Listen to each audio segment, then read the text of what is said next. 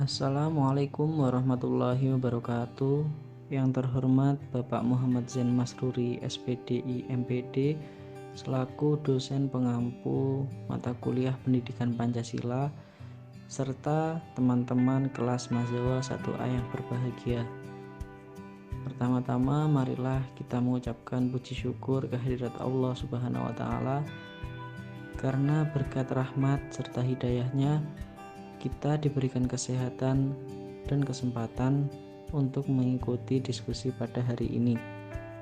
Sholawat serta salam semoga tetap tercurahkan kepada junjungan kita Nabi Agung Muhammad SAW yang kita nantikan syafaatnya di yaumil kiamah kelak.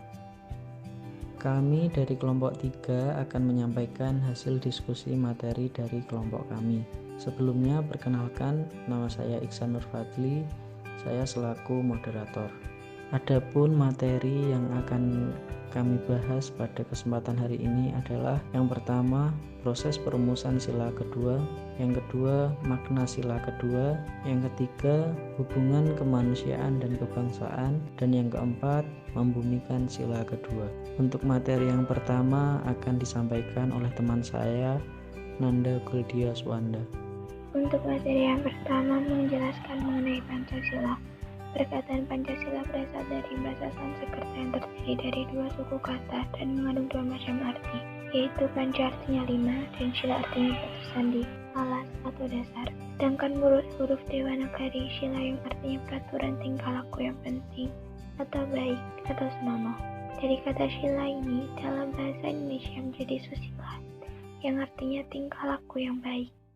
Proses perumusan sila kedua. Nilai yang terkandung dalam sila kedua Pancasila adalah nilai kemanusiaan, nilai keadilan, dan nilai keadaban. Muhammad Yamin menyampaikan usulannya tentang dasar negara dalam pidatonya yang berjudul Asas Dasar Negara Republik Indonesia. Tanggal 31 Mei 1945, Dr. Supomo mengajukan dasar-dasar negara. Tanggal 1 Juni 1945, I.R. Soekarno menyampaikan pidatonya yang berisi rumusan 5 prinsip dasar negara. Sidang PPKI yang dihadiri 27 anggota untuk menetapkan Piagam Jakarta sebagai pembukaan Undang-Undang Dasar 1945 yang di dalamnya termuat Pancasila sebagai dasar negara yang sudah disepakati. Rumusan sila kedua disampaikan oleh I.R. Soekarno, Muhammad Yamin, Supomo pada saat rapat PPKI tanggal 29 Mei sampai 1 Juni. Materi selanjutnya adalah makna sila kedua.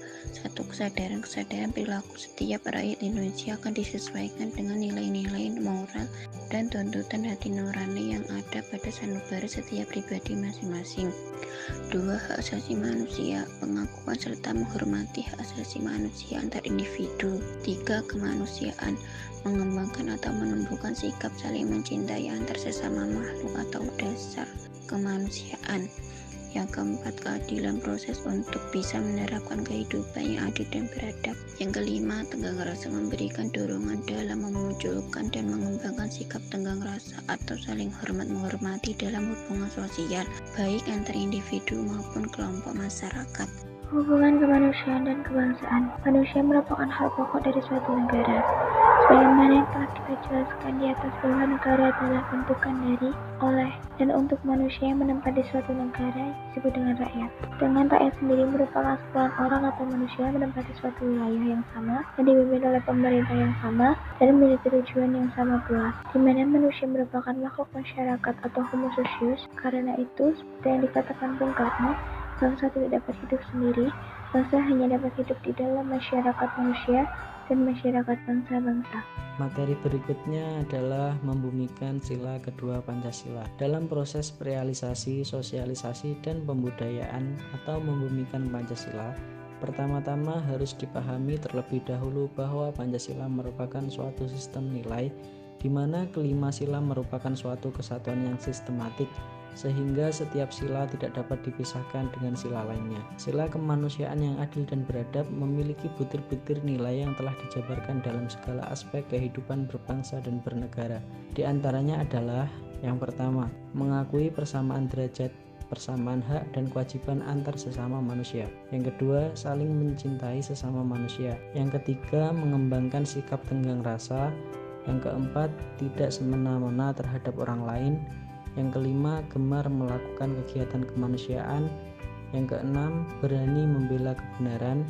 Yang ketujuh, menjunjung tinggi nilai kemanusiaan. Dan yang kedelapan, bangsa Indonesia merasa dirinya sebagai bagian dari seluruh umat manusia. Demikian hasil presentasi dari kami.